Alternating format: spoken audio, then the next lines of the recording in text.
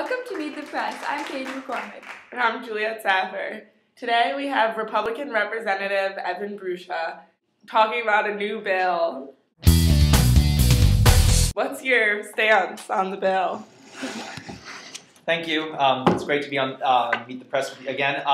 The bill, as it stands, it basically increases the period. It basically states that we do not have to get congressional approval, but not congressional. The FBI does not need judicial approval to wiretap terror suspects during the course of their investigation. The limit has been increased, I think, up to 5 days, and there's been a number of concerns saying that this will encroach on civil liberties.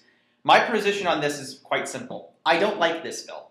But the fact is, the mistakes this country has made in national security over the past 20 years have created an untenable situation for this country where this bill we need this bill in order to effectively protect our citizens.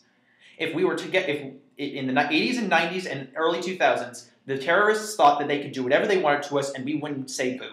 But after 9/11, we finally got tough. But by then it was too late. The terrorist networks were so powerful they could penetrate our country effectively, and we need the wiretapping to listen in what they're planning and stop what they're doing. We have used wiretaps to get bin Laden, and we used wiretaps to get that Colombian thug Pablo Escobar.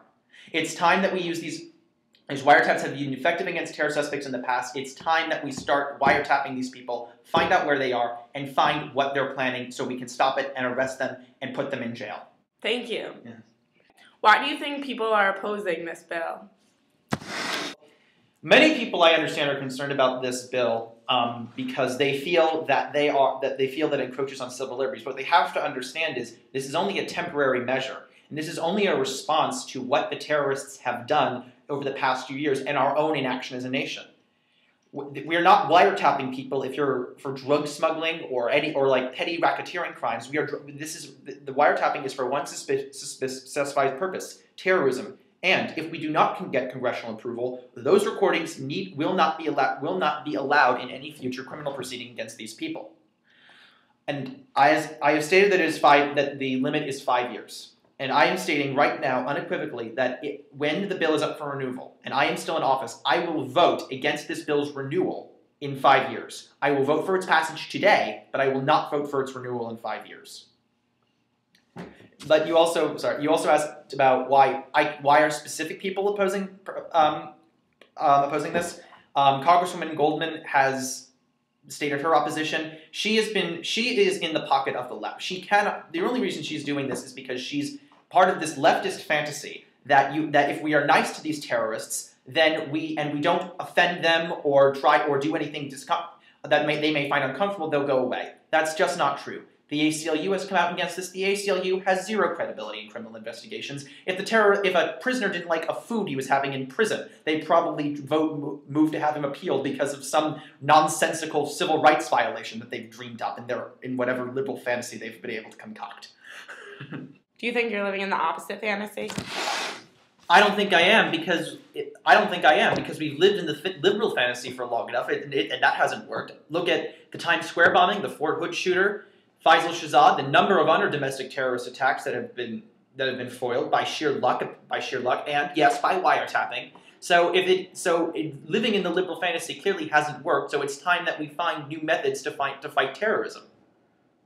Did you say what you wanted about not being happy about something? This is the issue. I'm not happy that I have to support this. I'm legitimately not happy. But I feel like we have reached a point where we don't have a choice as a nation. Yes, people might be unhappy. Yes, people might not like it, but it's what I was elected to Congress to serve the best interests of the American people. I made the decision a long time ago to do the right thing. Not the popular thing, the right thing. And I legitimately think that this is the right thing. How do you plan to get this bill passed?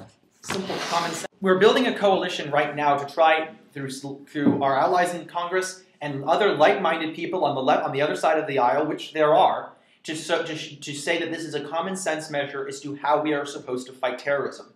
We have been too soft on terrorism in the past, and people are beginning to realize that, and we need this. And people are beginning to realize that we need this bill to correct our mistakes. What would this bill cost for the country? The bill, as I understand it, has not.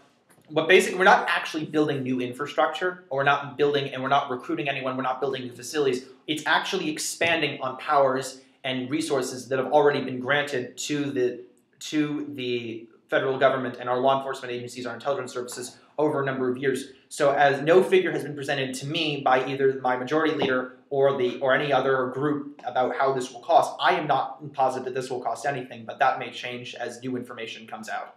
Thank you so much to Congressman Brucia for coming in today. And Tomorrow we'll be having Congresswoman Grinolds on the show. See you tomorrow.